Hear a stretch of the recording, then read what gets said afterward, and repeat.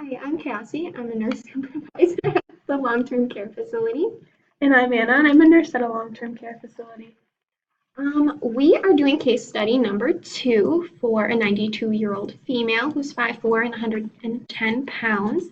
She has a history of falls, hypertension, and orthostatic hypotension.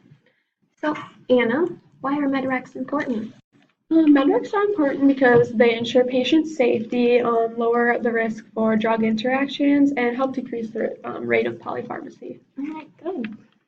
And did you find any problems with the information that was provided for this patient? Well, currently the patient is taking 6 medications, hydrochlorothiazide, clonidine, NSAIDs, acetaminophen with codeine, diazepam, and zolpidem.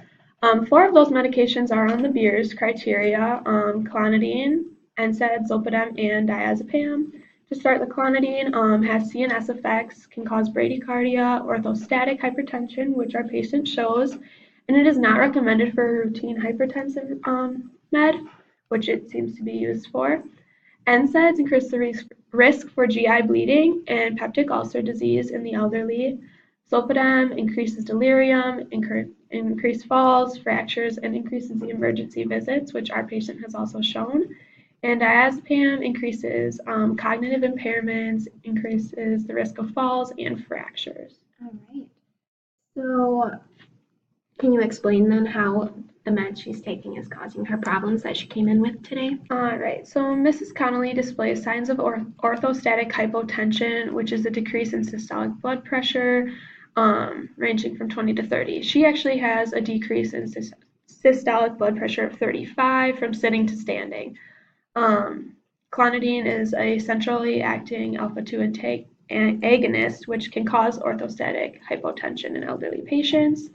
In addition, Ms. Connolly is at an increased risk for falls due to 2 of the medications she is currently taking, both of which are on the Beers list. She is also taking Tylenol with codeine, which is a CNS depressant, also increased falls. Okay. Do you think that any of these medications should be discontinued? I think that omitting the use of acetaminophen with codeine would be helpful for our patient. Multiple of our medications interact with opioids, such as the diazepam and the zolpidem, which increase the risk for falls and can cause cognitive impairments, which is something her niece has mentioned to us. Codeine acts as a CNS depressant and needs to be monitored closely in elderly adults. Our patient is not being monitored closely since she's still 92, lives at home, and her only family member still alive is her niece. The patient could try taking regular acetaminophen for pain if she does not experience relief from the NSAID she's currently taking for the arthritis. I agree that the codeine is a problem here for her medication, so I would agree that we should take an acetaminophen without codeine. Let's see here. Are there any medications that you found that she should be on instead that she's currently taking? Possibly, Ms. Connolly could probably be on a different antihypertensive medicine. Like I said previously, clonidine, it's a transdermal patch.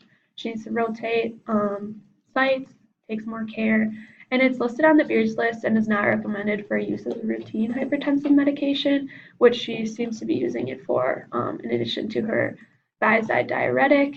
Patient could possibly be prescribed a different antihypertensive medication like beta blocker, direct-acting vasodilator. There's multiple that she could possibly be prescribed instead. Oh, okay. That sounds good. All right, so I noticed on her lab she does have an increased creatinine clearance level. Yeah. So it looks as of right now for her age and her weight that she's at a stage 4. So that means that she's has chronic kidney disease. So what do you think we should monitor? It's important to monitor her renal function, especially since she is receiving a diuretic that increases the workload on the kidneys. Okay. So. All right, and I also think it's important to monitor her blood pressure along with yes, that. Definitely. All right. And what concerns do you think we have for older patients who are taking benzodiazepines? Well, benzodiazepines increase the risk for cognitive impairments, falls, fractures, delirium. all of which our patient is currently experiencing. She's had 3 falls in the last 2 months and has crushed a T12 vertebrae. And like I said, she's not being monitored closely since she is 92 and still lives at home. Her niece also reported that she has a loss of mental sharpness. Okay. Mom is no longer doing crossword puzzles like she used to be able to. So benzodiazepines definitely are not helping with any of her symptoms. All right. So we will make these adjustments to her medications and look into her being supervised and monitored Yeah. closer since she's having these changes as well in mental function.